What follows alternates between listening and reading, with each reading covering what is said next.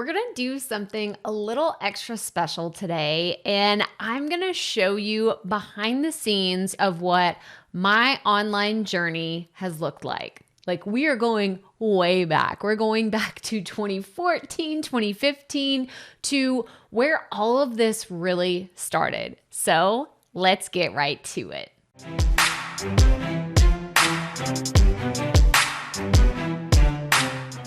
Hey y'all, Krystal here today, and like I said in the beginning, we are going to take a trip down memory lane, and I am really excited to share parts of the journey that you may not know about. If you've been around here for a while and you listen to the podcast and you hang out with me on social, you may have already heard some of these stories, but if you're brand new here, first of all, welcome. I'm so happy that you're here. If you're new to me, hi, I'm Krystal. I teach entrepreneurs how to start, launch, and market their podcast. And today, I want to really go back to the beginning simply because what I do today in teaching people how to get their podcast going really started as a totally different model than what you see everything on this channel here today, or maybe the way I show up on social media, in our Facebook group, like all the different places. And I think it's really important because so many podcasters come to me saying, I don't have all the answers, or I think I want to do this way, but maybe I want to change it in the future. So I'm scared to start because what if I have to make changes? And what if I just don't get it right? I see you. I know that there are some tough decisions to make in the beginning, and that if you are just paralyzed by the thought that you're going to make the wrong decision, today's video hopefully will give you some insight to encourage you just to get started, because that is the motto around here. Keep it up. We all have to start somewhere, and I hope that this video today really embodies that, because I'm going to show you I had no idea what I was doing whenever I first got started. So let's go. I created this graphic, this simple timeline, just to kind of show you a little bit about what my journey has been like. So as you can see here, in 2014 is kind of when I started down the path of becoming an online entrepreneur. Only I had no idea what I was doing. I was newly a stay-at-home mom who had just left the corporate world and was like, I quit a job and I thought, I'm just going to find another job. And that turned into, here we are 7 years later, and I've been in business for myself in some capacity or another over the last 7 years. And this all really started with me wanting to find something for myself. I'm a mom to 3 boys, and I remember feeling this restlessness of like, I just want something for me, right? Because I was taking care of the kids, making sure,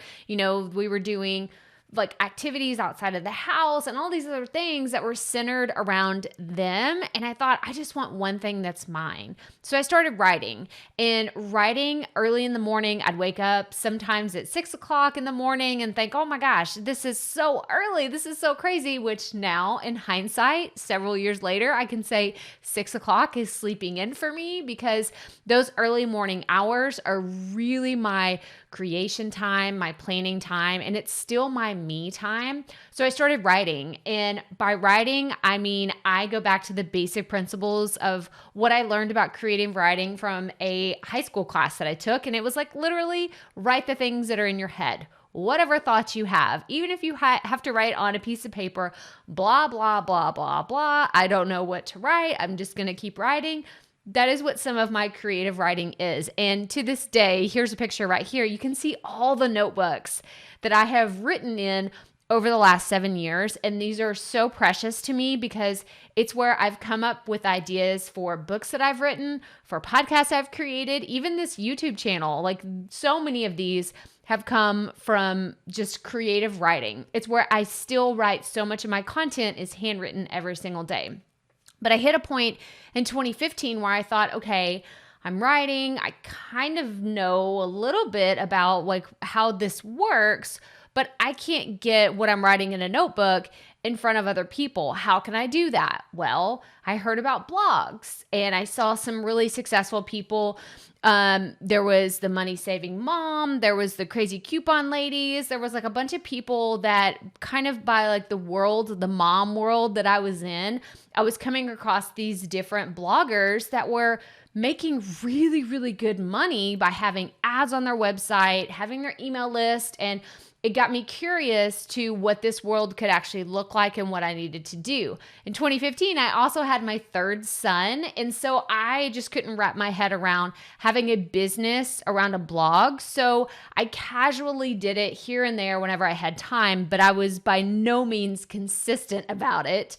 And then in 2016, I thought, well, I'll get a little bit more serious about this. I'll still try to figure this out. Should it be a name? Should I have it this way? Should I have it that way? It was all on Blogger, by the way, like blogger.com. It was not a fancy website. There was nothing about it that really is like what you see today. I wish I had a copy of my original website because it was terrible, y'all. I'm not gonna sugarcoat it. It was awful, but you got to start somewhere, and that's where I got started. I also started volunteering at our local library. They had asked for someone that, hey, do you know how to make a website? And I was like, no, but if you got I was relying on Google basically to help me build this website for them or to make it better. I wasn't building it from scratch, right? Because it was already there. They just needed help improving it. So I started helping them, and I felt more confident in my ability to work on these different, it was Weebly, and then I got into WordPress, and finally I launched my own website, krystalproffitt.com, in 2017. And I thought, okay, I'm going to take this writing thing seriously. I'm going to start blogging. I wrote about all kinds of things. I wrote about parenting. I wrote about writing. I wrote about being a mom and what that was like. And I still didn't quite feel comfortable in the things that I was doing. I tried to start interviewing people, and I posted those interviews on the blog, but it still wasn't getting traction the way that I wanted it to. And then one of the bloggers I had been following for a long time started a podcast. And I had been listening to podcasts for a while, not a ton. There was probably 4 or 5 that I listened to pretty regularly when I would take my youngest son on walks. And that was really, I wasn't like a hardcore podcast listener, but I would listen to him a few times a week. And I thought, wow, this is really cool. If she can launch a podcast, maybe I can do so as well. So I launched my very first podcast in the summer of 2018, and I still didn't have all of it figured out. I couldn't have told you exactly who my target audience was. I was like, I want to talk to females. And then I was like, wait, is that right? Okay, that's too general.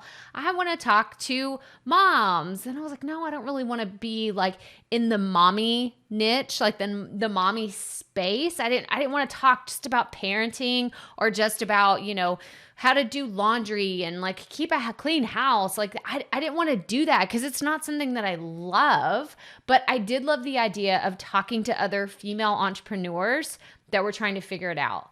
So whenever I launched my very first podcast, The Rookie Life, that was my go-to audience. But then after about a year of podcasting and still trying to figure it out, I was having a lot of people say, well, how did you start your podcast? What does this actually look like on the back end? So behind closed doors, I was starting to answer questions for my friends, my colleagues that were asking me, how did you start your podcast? What does this actually look like? And I even launched my very first course very quietly. I didn't go out with a bang and do all these things because I had no idea what I was doing. I didn't know how to market my very first course. I didn't know how to price it. I didn't know who my target audience was. I just knew that podcasting is really what lit me on fire.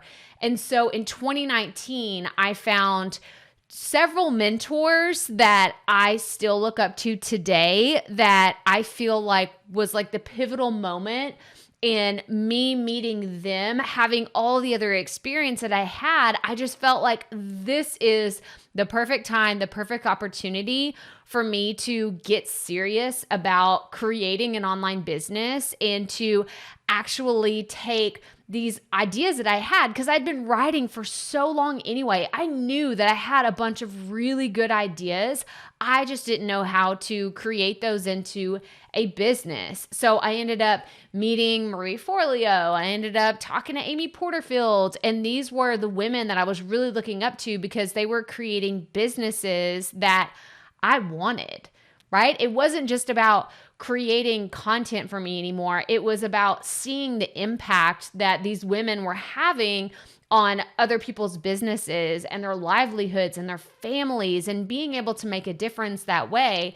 So tell me in the comments if you know who that is. Have you ever heard of Amy Porterfield? Have you ever heard of Marie Forleo? Because these are two really big names in the online space, and I just really look at them as trailblazers and people who are really taking a message that they know to be true and teaching it to other people in a way that really resonated with me. There were so many things about Marie Forleo. I started just devouring her YouTube channel, and I thought, oh my gosh, I've heard these concepts before. I have a marketing degree. I learned so much of these marketing concepts years ago in school, but the way that she taught it, the way that she presented it, the way that she threw jokes in there, and that she was just 100% herself, I thought, I could do this.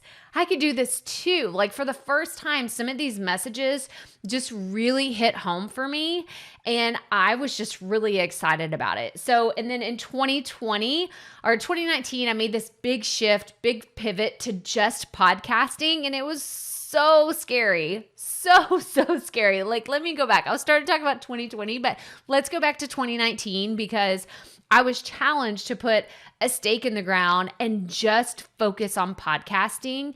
And I remember thinking, it's too specific. That I want to talk to writers. I want to talk to female entrepreneurs. I want to talk about all these other things. Podcasting just seems so small. So small. And in 2019, it was still small. I remember it was 2018 whenever I launched my podcast. There were still probably only about 500,000 podcasts at the time. Now, as of me recording this video, there's over 2 million podcasts that you have access to. But at that time, it was still pretty small. And I remember thinking, what if this is a mistake? What if I don't do this the right way? What if I have so many regrets in 6 months, and I think, what if I shrank too small? I narrowed my focus in too much and things just don't work out, right? It was all the doubts, all the fears just pouring into my brain.